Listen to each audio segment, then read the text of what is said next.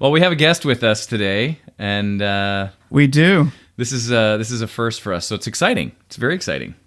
Good. I think she's our number one fan, by the way. Yep. Yeah. So good. Tell us who you are. Tell everybody who you are.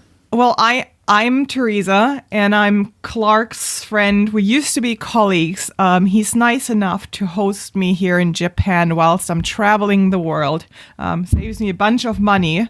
But if you ever come here, it's a fantastic, loving household. It's the best bed in the world. And I'm kind of like wondering if I should just stop my travels here and stay here.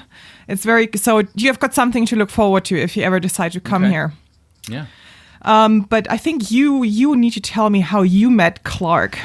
Okay, well, it's a bit of a complicated story. Actually, it's not that complicated. It's just that I met Clark. The best stories start out complicated. Yeah, the thing is, I met Clark many years ago with my ex-wife, who is now no longer in the picture. And the very first time I met Clark, I wasn't impressed, I gotta say.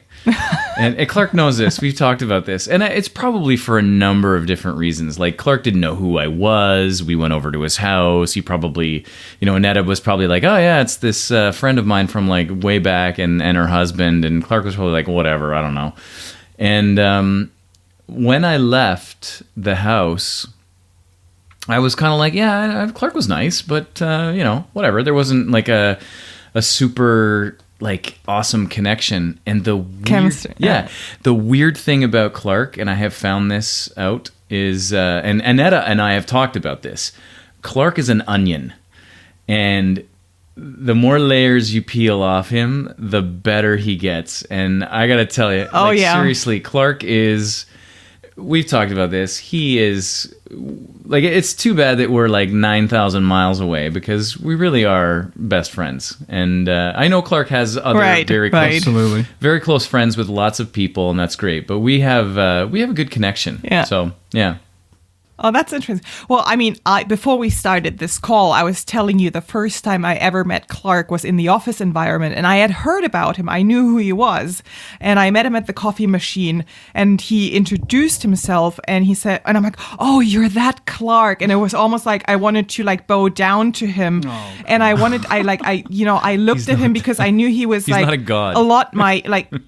And well, but to me, because I had heard about him and I wanted to be really polite because he is, somebody in the company.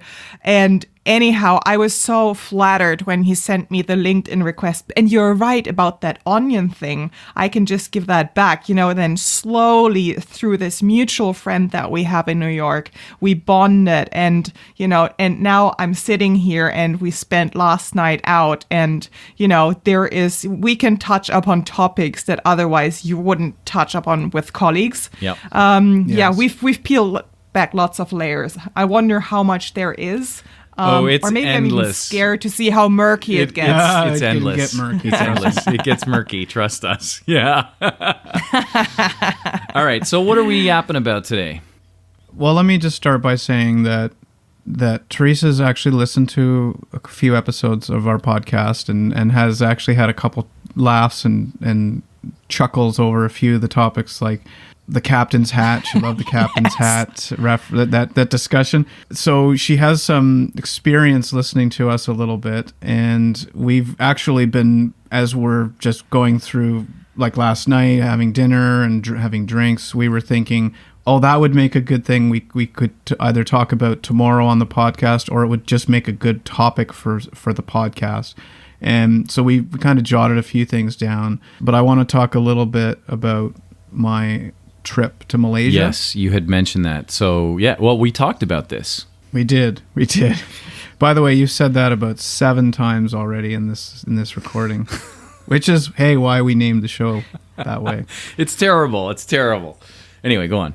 All right, so when I was on vacation, and I find that the best time for me when I get my ideas is when I'm running. And I have the ability to record on my watch anytime I get a thought. I now record it onto my Apple Watch, which is one of the favorite things about my Apple Watch, other than that it's a fitness tracker and it tells time, obviously. I love recording thoughts and ideas as I get them, and I can do it very easily on my run or when I'm just walking around and I observe things. So I did want to talk about a major pet peeve of mine, that is when you're in the washer. There's two things actually I want to talk about. It's both related to the bathroom, restroom, toilet topic. Sorry, so this is because you were in Malaysia and you had a bathroom experience? Yes, I did.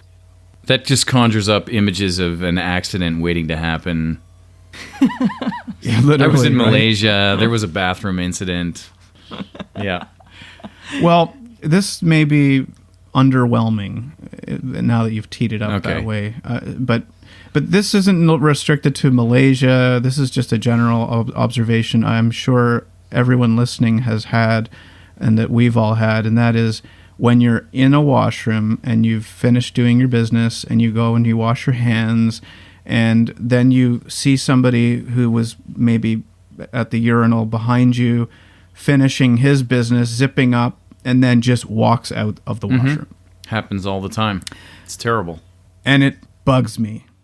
Like, it's disgusting. And so in Malaysia, I'd say the only thing more disgusting than that is somebody comes out of the toilet. Oh, that's even worse. I've experienced that too. Yeah. It got me thinking, how many times have you been in the situation where you see somebody do that and you almost want to say, aren't you forgetting something? Dude. Yes, exactly. You see this sink? I'm going to turn the water on for you, okay? I'm going to make this as easy as possible. Get some soap on your hands and wash them. That's so condescending. That's awesome. Just grab the toilet lid off the back and just smack him in the head with it. My other idea was, same scenario, but a little more subtle, is that you have like a little pad of sticky notes in your, like, always with you, that you could like have printed out on the sticky note would be, this guy doesn't wash his hands. Or, oh yeah, I just used the restroom and didn't bother to wash my hands. And you find a way to like affix it to his back. Stick it on it. So that he walks around. Hey, bud, like, how's it? Yeah. Hey, bud. Nice to meet you. Hello, And then my just name like tap him on. I don't wash my hands after using the restroom. Something like that. Yeah. I know I sound like a complete jerk, but It makes perfect sense. have you seen this? I gotta, You've all seen this, right? The women is, Yes. I mean, I don't know how it measures up because I wouldn't be able to benchmark it because I have rarely been to the men's toilet, but I do see that, and I get the same sort of feeling on the other end of the spectrum. And I'm just thinking about this. Have you ever been in a hand washing contest? So you are washing your hands and you both kind of like start at the person next to you at the same time. And you kind of feel like you need to do it a little bit more thoroughly. I almost feel compelled to wash my hands longer than the other person and more thoroughly. And then my brain gets into thinking that one time I saw on a show how doctors, like, there's a certain routine on how they wash their hands. Right. And then I start doing that, and just it pleases me when I have taken longer than them because it makes me feel, oh, I'm so much cleaner than you. That's so funny. Yeah. Actually, I don't know if I haven't really entered a hand washing contest like that, but I know what you mean. I have been at the washing my hands, and the guy beside me has gone for like, a fraction of a second less than I have. And I'm like, yeah, I did it longer than you. I'm better. Good. Yeah. It's So I know, easy I know reward. exactly what you mean. You've been in one. But let me tell you a story that happened with me and my brother. We went to this concert. It was an outdoor concert in Toronto at the it's now the Budweiser Theater, but the one in Ontario Place. I forget. It's had so many different Amphitheater names. used to be. Yeah. Now they've changed the name. It's the Budweiser Amphitheater. But anyway, we were at a concert there, and we were pretty zooed, I think. We'd had quite a few drinks, and the both of us, between bands, like they had 3 bands, and the second band had just finished playing, and we thought, well, we have to go to the bathroom. So we went to the bathroom, we actually grabbed another couple of beers, and then while we were in the bathroom, which was really, really busy, we did our business. And while we were in there waiting, these women came in. There's 4 women that came in, and they went to a stall in the guy's bathroom. And like, I don't know if you have done this, Teresa, but I've been in many men's bathrooms where this has happened. Yes. In bars, at concerts, or whatever, where like 2 or 3 or 4 women will come in. One will use the bathroom, the other 3 will guard it, and then they take their turn to go, because the lineup for the women's bathroom is insanely long. Yeah, right? absolutely. So they all did their thing, and then when they finished, they got up, they left, and as they were leaving, everybody was all the guys were like, hey, wash your hands. And it was so funny because they were like, oh, okay, sorry. They went back, and they were gonna leave without washing their hands. But it was so funny, like it was hilarious just to be on the other side of that, because I know that women are sometimes critical of how men aren't the cleanest in the bathroom. Right. But I will say this. I know that there have been cleaners who have said sometimes, actually not sometimes, often, the women's bathroom is messier than the men's bathroom. I have heard that too, and I spoke to between Clark and our mutual friend. We have spoken about office bathrooms, and so I think we can compare notes. And it is true. And I think there's even like some research out on that women aren't the cleanest, and Actually, I've seen statistics or read in Men's Health magazine, used to be one of my favorite magazines to read, a reliable source of information, of course, that they said that a typical woman's kitchen was more unsanitary than a man's, but the reason they cited was that women tend to actually wipe down more, but they're probably doing it with a cloth that isn't properly cleaned. Yes. And they're actually spreading more germs around than the guys, the bachelor guy apartment where he barely ever wipes his counters down and isn't actually spreading more germs. So it's sort of a take on that a little bit. That's right. That's probably what it is. Yeah. So well, and then the statistics must be skewed because sadly, I'm pretty sure that women still spend more time in the kitchen. So there's that. But I think we shouldn't get into that. So, but if it's a kitchen that is, if it's a bachelor female versus a bachelor male, 2 separate kitchens, does that make your statistic or your idea more? Does it give it more credit or less credit? I'm just thinking about our mutual friend. I think he barely ever walks into his kitchen unless he like opens the fridge to get a bottle of wine. And the only time his kitchen has been touched is when I visited him and I did cook something for him. So Yeah. there you go. Oh, you went there and you cooked it. No, because I love that. That's it's awesome. just one of the things that I do. Great. You almost burned the house down. Oh, there's a woman here. Awesome. Could you cook me something, please? Oh God. Okay, so what was the other story? And you said there was another issue in Malaysia. Yeah, so the other issue, and it was, so as I was saying, I like to run, and I get a lot of ideas when I run, and I will take notes through my Apple Watch as I'm running around, and so off I was running, and I was noticing, in this is Malaysia, so it's there's a little bit more of an edge to it. It's certainly not Tokyo in terms of cleanliness and just the overall atmosphere, like in the streets, like in neighborhoods. So I decided, like the first time I went running, I kind of ran a little bit around where the beach was, a bit on the streets off the resort.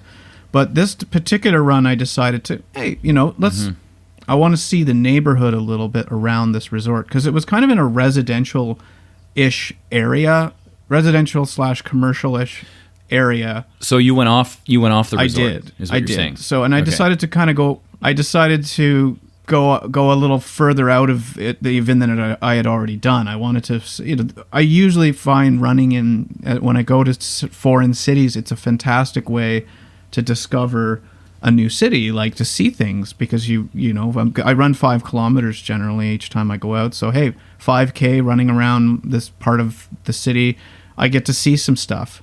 And so I'm running and doing my thing, and I was in a very residential neighborhood, and it wasn't like, I didn't feel like I was in a third world country by any means, but it was definitely a little bit kind of rough around the edges. And, everybody had kind of iron gates, and to set the scene, it wasn't, I would call it a mixed affluent neighborhood. Like, it wasn't high end, but it wasn't like third world sort of low end. It was sort of the middle of range, and with the odd sort of really nice house. So would you classify it as a safe area? Did you feel safe? Yes. Or is that part of the story? It is part of the story. I felt, yes, I felt safe, but I also was conscious of the fact that, well, you're running in a neighborhood in Malaysia. And a lot of these countries are actually quite safe, to be frank. They're actually very safe.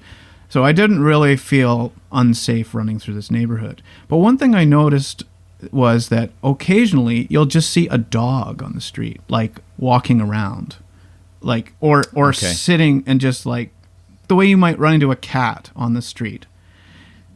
Okay. So that was the first observation I made was, oh, there's a dog. Okay, that's probably not that unusual. It looked like totally like it was a Labrador or some size, like a size of maybe a Labrador.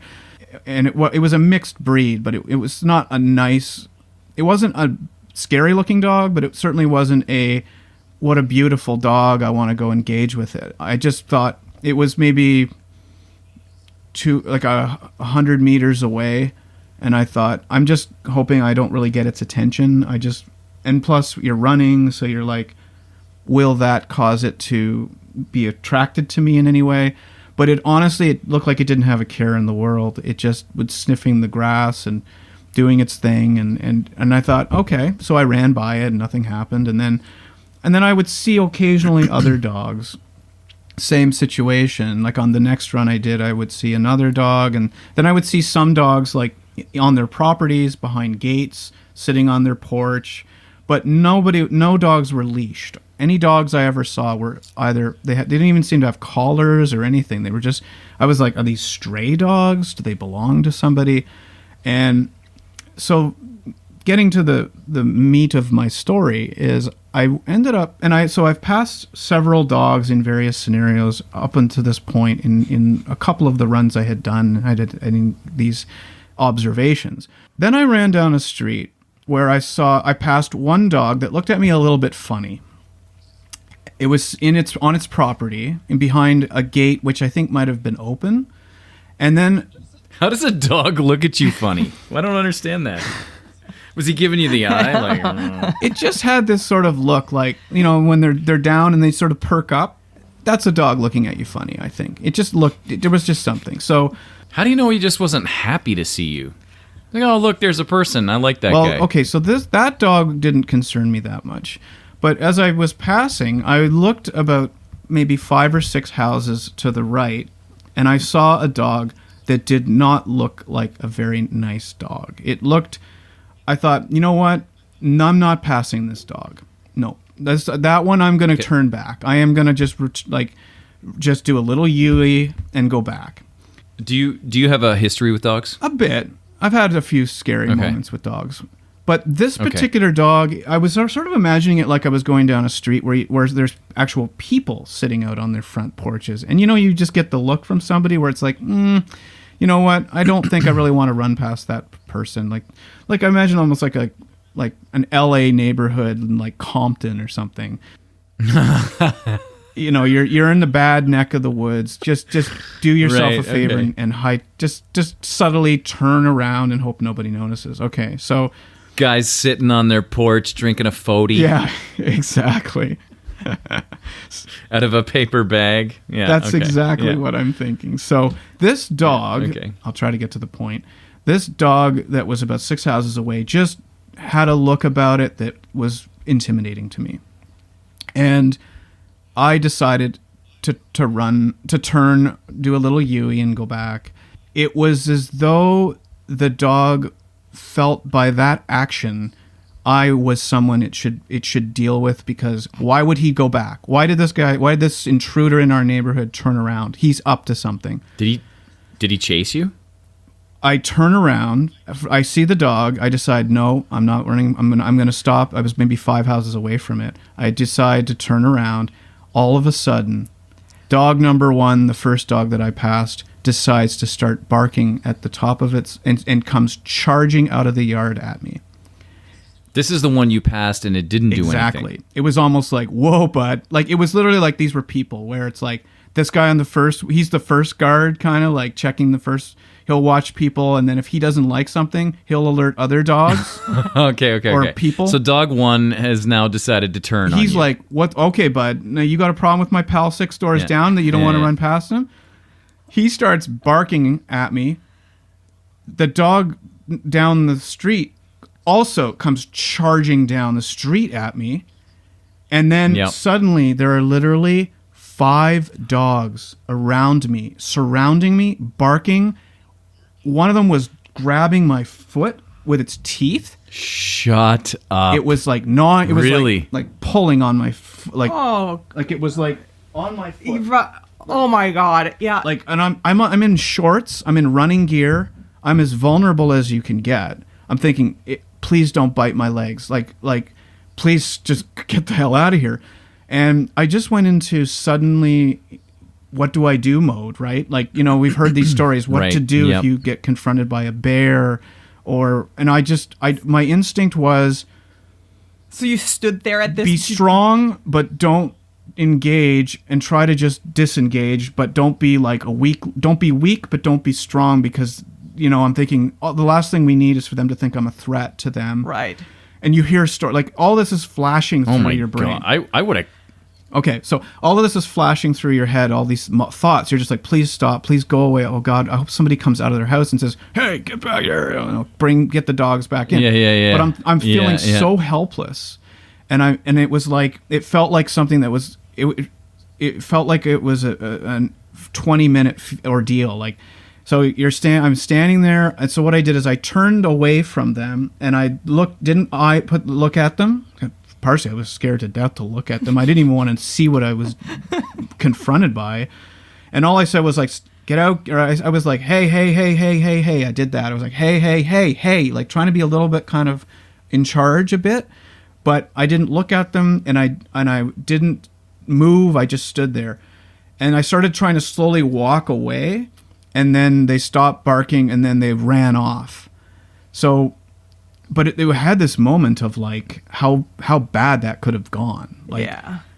What's the deal? Aren't you supposed to like punch dogs in the nose? Isn't that the rule? But if there's a group of them, you stand no chance, right? I mean, one dog of the size of a Labrador can hurt you quite significantly. And then what if, you know, you punch one and then already your arm is down onto their height, the second and the third are going to exposed your body. Right. Yeah, I guess so. So it's pack of dogs, keep in mind. I mean, I think, honestly, I don't want to exaggerate, but I believe there were 5 dogs. Yeah. I cannot believe you held that story in for that long. You've been back from Malaysia for forever, and you held that story in for this long? I told Annetta about it. I would have been bursting. We told Annetta because she was there. Right. I said, guess what just happened to me. But I partially was saving this for the podcast, right? I wanted to save the story. I don't think I've told you. He just mentioned to me he wants to talk about, a little dog chase. I'm having sweat patches under my arms right now because I find that so scary, and I'm a massive dog lover, but I can almost like visually. It would scare me absolutely, because all it would take is for you to, whilst that dog was tugging on your shoe, like to trip and be on the floor, and then you're just prey, right? Yeah. There would be like a Clark carcass left. Well, and and I have since gone and looked up what to do in these scenarios. I remember a friend of mine gave me a book once. It was survival tips for the modern man or something, and it was it was sort of a bit of a. That's awesome. It's kind of a bit of a joke. The book, like, it had everything from what to do if you have gas on a date to what do you do if confronted by a bear, and all I was thinking was, oh fuck, why didn't I read the chapter on, the bear or the dogs, or like, and I was thinking, how many times have you will or could we get into scenarios where there is advice out there for scenarios like this that you either had the chance to read about them, but you didn't. Like, I think most people know if a shark comes, you're supposed to punch it in the nose. That's almost like common knowledge. Yes. We've learned that. Yeah, but how do you punch a shark in the nose in the water? Exactly. Well, I mean, you ever punched anything through the water? Stick your finger in its eyes. Or that's too. another one. Yeah, and so of course after this, so I just went with instinct, which was to not engage, to try to sort of hold my ground, but don't be threatening. Don't look at the dog in the eye. And so after this happened, I thought, now I really want to know what to do if this ever happens again. So I did do some reading on it. They said, first of all, do not run. You will not win that race. You won't. You'll and it will provoke the dog even more. So never run from a situation. Like, don't. The first instinct or the first piece of advice was, do not run. The second was, don't look at them in the eyes. Dogs and bees smell fear? I think so. Don't look at it in the eyes. Do you know what that's from? I don't know. It's from Jerry Maguire. Dogs and bees smell fear. It's that little kid with the glasses. I didn't know that. Anyway, so it said, don't look them in the eye. And I'm saying this, I wanted to make sure this gets out because people should know how to deal with a pack of dogs if they ever confront them. I think we're doing the listeners a favor. Because it's really common. It's a common thing. Yeah. So don't look them in the eye. Don't touch them. Don't try to punch them in the nose. I think that was one of the things that was said. Like, don't do anything. Just try to turn away. Actually, almost everything that I did do is what it said to do. But the biggest advice was do not run, because that will, like I said, I read like 3 things. It said it's a race you won't win, so don't run. And they said if you get into a situation where you are on the ground, just cover your throat. Like, just get down on the ground and basically cover your throat, because that's what dogs generally try to do, is go in at your throat, right? Like they want to get to the throat. And fortunately, that's a frightening story. Yeah, I mean, it did set me off. I think it bothered me for the next couple days almost. Like, it took a while to shake that. I wasn't like panicked and like shaking scared. I was just like off put. And of course, that was the last run on that vacation. I didn't bother to run after. I think it was the last time anyway that I was going to run, but I definitely did not want to go running after that incident. Wow. It was a 1-run vacation. That's an insane story. I don't know. I don't know what I would have done. I probably would have done something stupid, like kick the dog in the face. And well, that was something that came to mind. I remember there was a guy I worked with. He was a cop, and he was telling me once that he was at he had got called to a scene where there was a group of unruly teenagers or something like that in front of a store or a hotel or something. And he was explaining to me what you do. So he said basically he got surrounded by like 10 people. And he said, and he was on his own. His backup hadn't shown up yet. Doesn't he have 9 bullets? Yeah, I guess. But, you know. That is a terrible thing to say. Horrible. I have to say, I'm joking when I say that. I have to clarify. I'm just totally joking. So he said he was basically surrounded by like 7 or 8 teenagers or something that were very intimidating. I don't even know if they were teenagers. I think they were older, college age maybe. And they were aggressive. Like, they were like, yeah, cop, what the fuck you gonna do, man? And he said, what I did is I looked for what I would determine to be the alpha in the group, and I punched him in the face. And everybody scattered. It was over.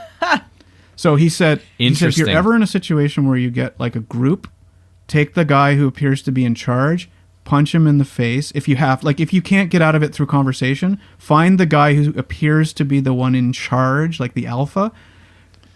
Deal with him. If the only person you get to is one person, deal with the alpha guy first, and everybody else will scramble. Because as soon as they see tough guy on the ground with bleeding nose, everyone will scramble.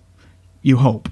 But that was the advice I got from a cop. If you ever get confronted by a group of people, is always take out the alpha in the group. Mm-hmm. Yeah. Yeah, that makes sense to me. So which one was the alpha dog? I didn't even look. I wasn't looking at them. I didn't want to know. I didn't. moved to level. It was let's say if there were 3 phases to this. Phase 1 being initial engagement, like threat level 1, maybe problem. I think I would say level 2. The dog biting my shoe was where it escalated up a level. Yes. If it was just a bunch of barking, the dog. So I was at threat level 1, but until the biting of the foot, that was threat level 2. If it had started to go to like they're biting my skin and there's like are all over me, that's threat level probably bumping up to 4 or 5. That would be. Why did I start talking about that? Why did I mention this? Well, you're talking about the different threat level, like. That's when I would have looked for the alpha, or I would have. Okay. I don't know. That's what it was. I was thinking how. Right. Then I would have identified maybe if I could, like in all of that commotion, which dog to maybe try to poke its eye, grab its eyes, or smash its face or something. So. Yeah, I don't know which was the alpha because I didn't get that far in the process. They ran off by them. You know, every animal lover that listens to this is going to say, "Oh, this is horrible." You know, just the same way that they would judge they're judging me for like, you know, making a joke about how a cop has 9 bullets and there's 10 people. Like, because of course they don't understand who we are. Like, we're not bad people, but you know how people are so judgy, and right now they're judging you, Clark. Any animal lover is judging you. No, so. disagree, because I'm the biggest animal lover, and like I said, this gives me like I feel. I can see your forehead is. Yeah, I'm just kidding. No, but I feel sweaty. My palms are definitely sweaty. I'm almost like in that situation. It's a scary situation. Yes. Yeah, it's terrible. Yeah, it would be very scary. Okay. I don't want to dominate the whole episode with that, but. That's quite the benchmark for this episode, I feel. All right, so let's switch gears and let's talk about something funny. Well, I'm glad you don't find that funny. Did you have something funny that you wanted to talk about? Well, I'm letting like Clark guide this. We have a couple of things that we can come up with, but like one of the things that yesterday. So Clark, his wife and I, we went out yesterday, and then Clark and I went for the famous last round in the neighborhood. And, you know, well, I think this ties in with peeling back the layers. And Clark and I have gotten to a point where I think TMI, too much information, that doesn't exist anymore between us.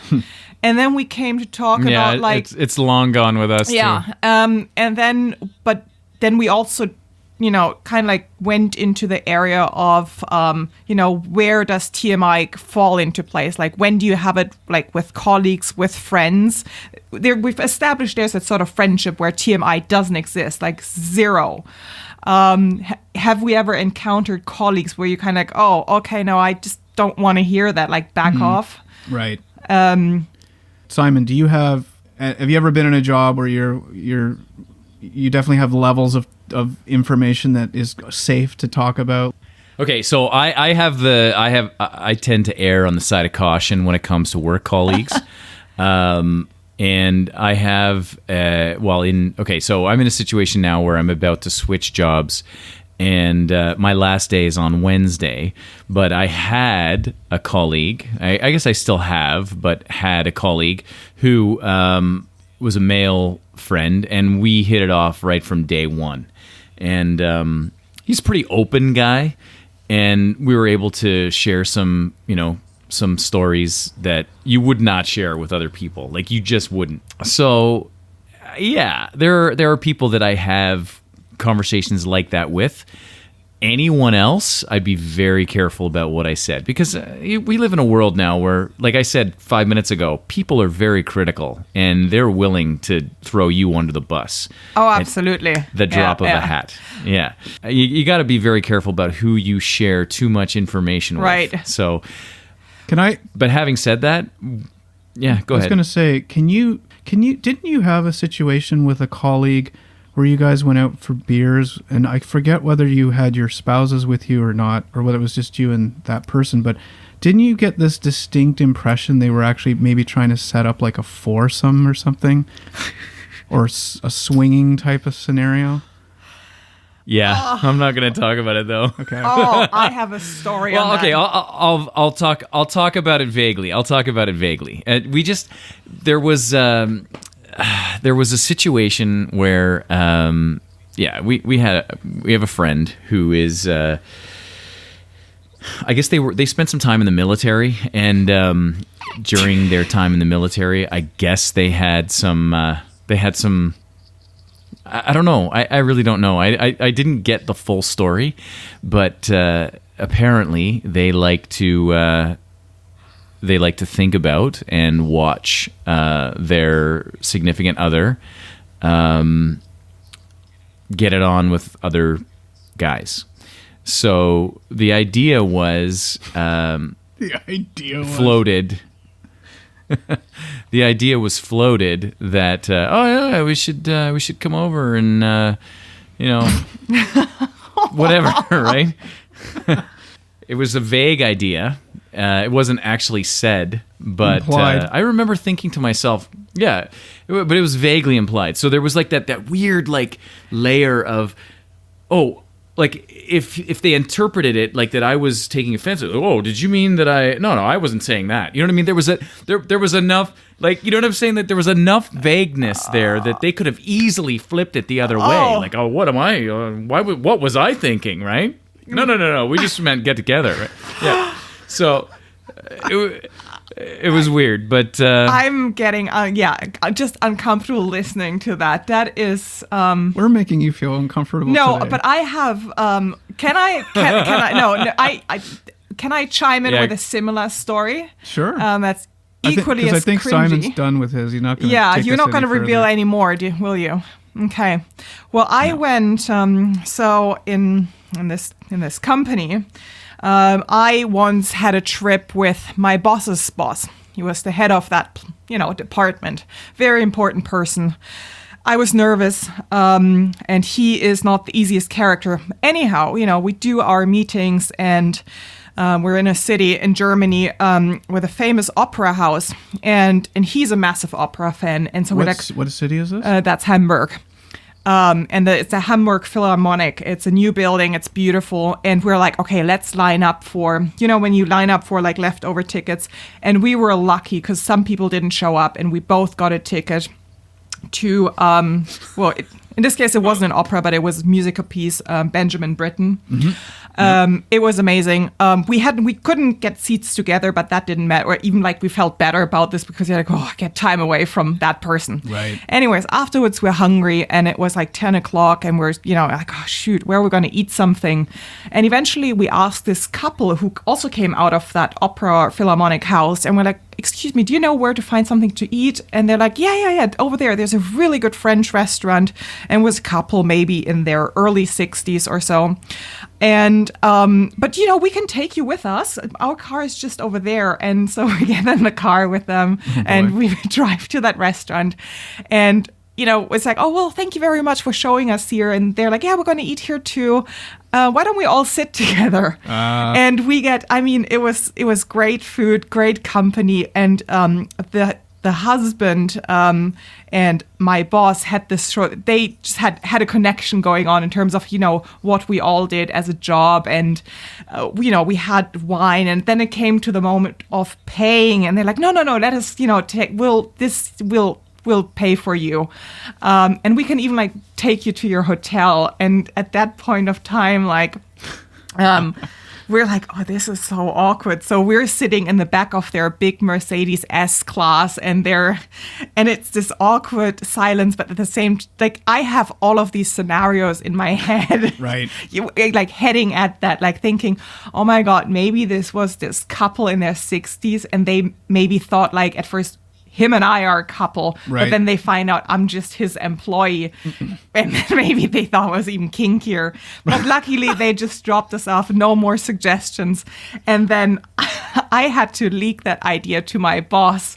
And I cringed to myself. And I'm going like, hey, and, name his name. I had a weird moment about this. I need to share this with you. And he's like, yeah, me too, Teresa. Oh, that's hilarious. I'm so relieved we're now back at this hotel. That's so funny that you guys had the same thought. I know. And, we never spoke about it again. Like, actually, when we both, like, relieved these ideas and spoke about it, we couldn't even make eye contact because it was just because we must have both had that image in our head. Right. Yeah. I could totally picture as you're telling the story. Picture the people. I can yes. totally picture it, and I could totally picture you're imagining. Hold on a sec. The hotel's that way. And you're starting to head like out of town or something, like because it could go like the axe murderer route as well, It right? could have been anything could have happened to us, right? And it's well, I've left this company now, but I will fondly, cringely remember this. I think there's a weird thing that happens when you have that opportunity. Like, I don't know. It doesn't sound like it was the same kind of opportunity. No. It was literally thrown out there for us. And the weird part about it is, I think at first you kind of sort of go, oh, that's, wait, no, that's, and then you start to think, oh, well, I don't know. Am I being approved? Like, is this sort of like should I be open-minded to the idea, or yeah, should I be open-minded? And then you go, okay, so then the night ends and it's done and everybody's gone to sleep, and then you're laying in bed there and you're thinking, did I just miss an opportunity? Was this something? Should I have done this? Like, it's so, it's so weird, and then there's a little bit of like a sexy factor to it that you're like, well, wait, this actually, and then you start thinking, it's so weird. It's just a quick, it just becomes. Quick question though, clarifying, because I don't think you said, was it just you and him, or were you there as for like two couples sitting, or? No, the conversation was just him and I, but then afterward they have spent time at our house. So, yeah. So you've now warmed up to this whole idea. Now you're a full-fledged swinging couple. No. Completely different. There was other people around. So yeah. Otherwise, you would have done it. No, I'm just kidding. These moments do come up though. Like my last place where I lived at in London, I was really friends with the neighbor guy, and he had a really lovely girlfriend from Miami. So she would stay over for weeks or at a time. And I know that she always, like, we would talk that was also like a friend that I quickly made, and there was, no such thing as TMI. And she would be telling me that, he really wanted to have a threesome. It seems to be in a lot of people's minds. And now these people, I'll put it out there. So I am queer, right? I don't care about gender. And they knew that. So I was always deathly afraid that she was going to one time ask me, because I would have to declare, both beautiful, attractive people, but I couldn't have done it. And I was like, she was telling me how they were trying to set something up with another friend and it didn't work out. So again, it was a situation where I avoided eye contact, because I'm like, I hope she doesn't ask me, because I'm just an either-or person. I'm not gonna get into like a situation where there's both genders, and that I don't want to do that. But I was deathly afraid of that was gonna come out. I was like, hey, but Teresa, she, we know that she definitely is experienced. So that never happened. I've since left. She's now back fully in the US, and. That's funny.